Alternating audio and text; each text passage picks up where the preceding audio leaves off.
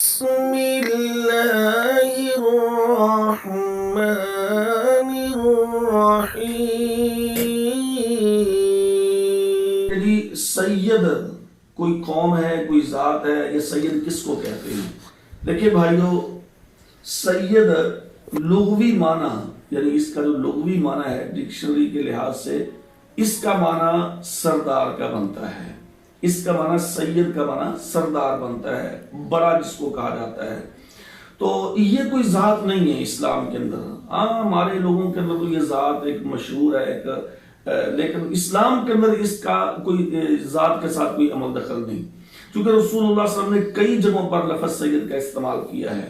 مثال کے طور پہ جب رسول اللہ صلی اللہ علیہ وسلم نے فرمایا کہ جاؤ بھائی تمہارا ساتھی آیا ہے، کون؟ سعد بن معاذ رضی اللہ عنہ۔ آپ نے فرمایا قوموا الی سیدکم، حالانکہ وہ تو انصاری صحابی تھے۔ جب وہ زخمی ہوئے تھے تو جب وہ آئے تو پیارے پیغمبر نے فرمایا اٹھو اپنے بھائی کے لیے، اپنے سید کے لیے، یعنی اس کا استقبال کرنے کے لیے۔ تو وہ انصاری تھے، آپ نے اس کو سید بولا۔ اسی طریقے سے عمر رضی اللہ تعالیٰ عنہ نے بلال رضی اللہ تعالیٰ عنہ کو یا سیدی کہہ کے بلایا کہ اے میرے سردار۔ تو اسی طریقے سے رسول اللہ صلی اللہ علیہ وسلم نے، جیسے احادیث مشہور ہیں، آپ نے فرمایا کہ جو جمعہ کا دن ہے یہ سید الایام ہے، یعنی کہ جمعہ کا دن دنوں کا سردار ہے۔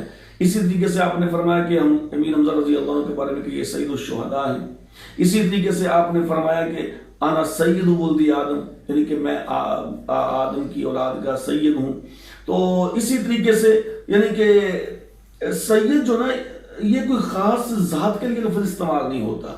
اچھا، پھر جو ہمارے اس وقت موجودہ معاشرے کے اندر یہ کہ یہ سید خاندان ہے، اور سید خاندان کا مطلب کہ تعلق نبی صلی اللہ علیہ وسلم سے ہے۔ لیکن بھائیو یہ الگ سے باتیں ہیں، میں زیادہ لمبی چوڑی بحث میں نہیں پڑھنا چاہتا، لیکن یہ ہے ایک چھوٹی سی بات ہے، چھوٹی سی گزارش ہے کہ یہ رسول اللہ صلی اللہ علیہ وسلم کی طرف کہتے ہیں ہماری نسبت آپ کے خاندان سے کیسے ممکن ہے؟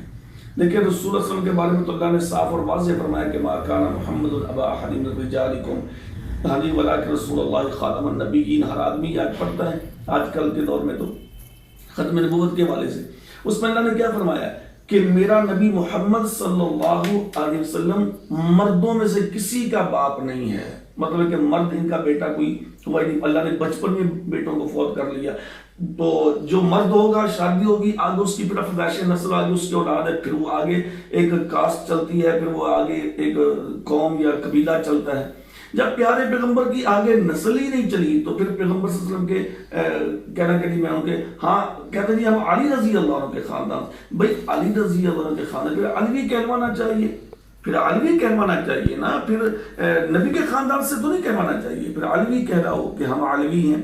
اچھا، پھر دوسری بات یہ کہ جی نہیں فاطمہ رضی اللہ عنہ کی، بھئی فاطمہ تو آپ کی بیٹی ہے، اور یہ ساری دنیا جانتی ہے کہ بیٹی سے نسل یا قوم یا یہ قبیلہ نہیں چلتا، بیٹوں سے چلتا ہے۔